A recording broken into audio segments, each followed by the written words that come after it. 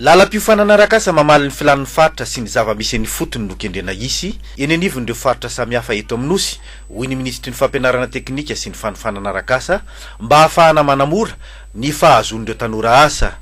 Io no antom-pisian'ity atrik'asa iarahan'ny ministera tompon'andraikitra sy ireo taleny ivo toeram-panofanana arak'asa CFP sy ny CFPF avy amin'ireo distrika sy faritra samihafa eto amintsika.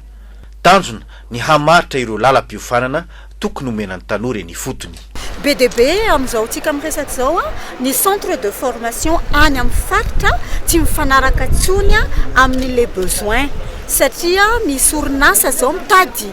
ankizy BDB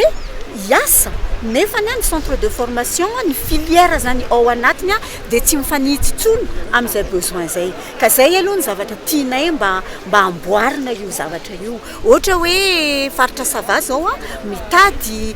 ankizy miasa anatiny